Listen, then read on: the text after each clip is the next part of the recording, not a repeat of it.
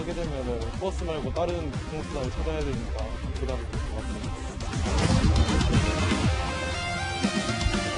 버스가 우리 다리요. 버스가 있어야 활동을 하고 다니죠. 그럼 집에 들어간 것을 하고.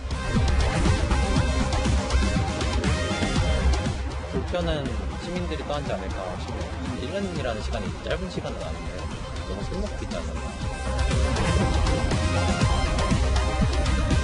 농사 하기가 잘 되고 하기를 잘 해가지고 다음에 음식 해결하도록 해야죠.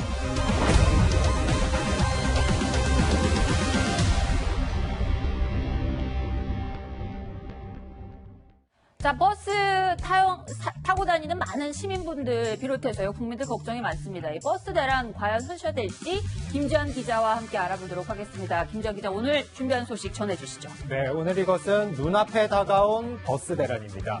버스 기사들이 참여하는 전국 규모의 버스 파업이 불과 사흘 앞으로 다가왔습니다. 네.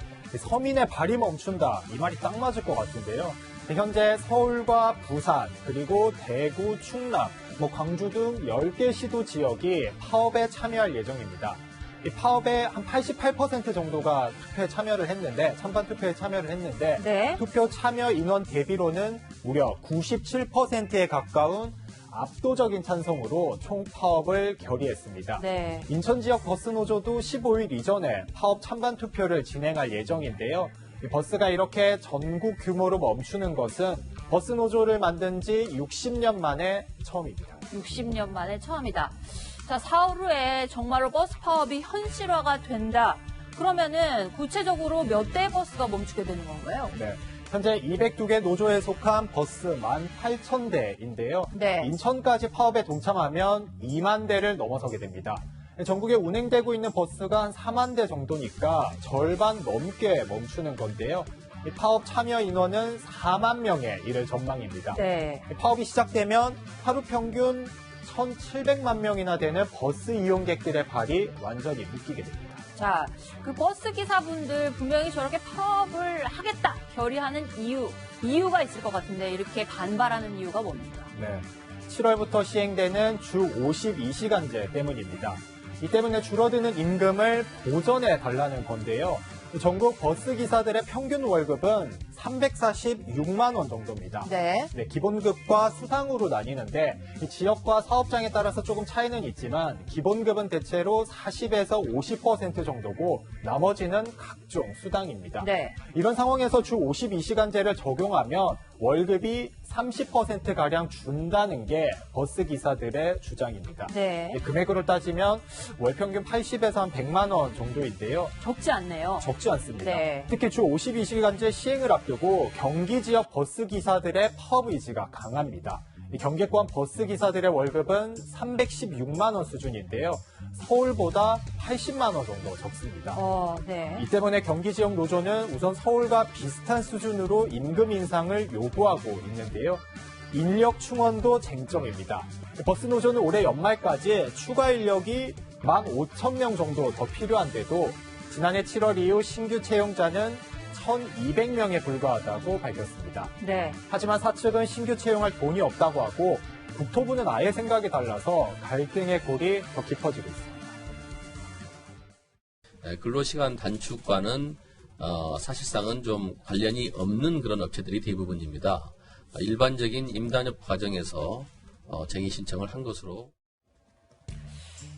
이게 주 52시간 도입이 1년 전에 이미 예고가 됐던 일인데 그 1년 동안 뭐 하다가 여기까지 오게 된 건지 사실 정부나 지자체 뭐 하고 있었는지 좀 분통을 터뜨리는 분들이 많아요. 네, 맞습니다. 관계당국과 지자체가 서로 책임만 떠넘기다가 파국을 맞았다 이렇게 보면 될 것 같습니다. 주 52시간제 얘기가 나왔을 때부터 사실 버스기사 수당이 줄어서 임금도 크게 줄어들 것이란 우려가 나왔었는데요. 하지만 유예기간 1년 동안 국토부는 각 지자체가 알아서 해결하길 바랬고요.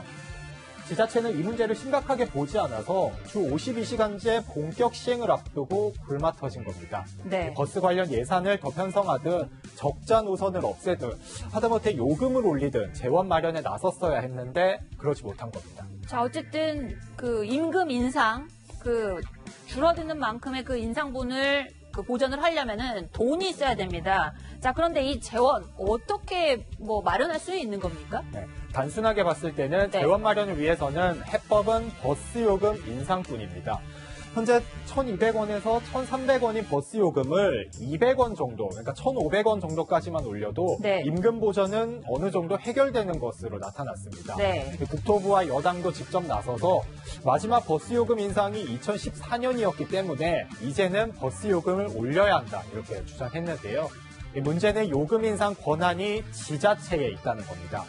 자치단체장들은 시민 부담이 늘어나기 때문에 요금 인상을 꺼릴 수밖에 없죠. 경기도는 환승 할인이 함께 적용되는 서울과 인천이 올리지 않는 이상은 요금을 올릴 수 없다 이렇게 주장을 하고 있는데요. 네. 특히 주 52시간 근무제는 중앙정부의 정책인 만큼 오히려 정부 예산을 지원해야 한다고 주장합니다.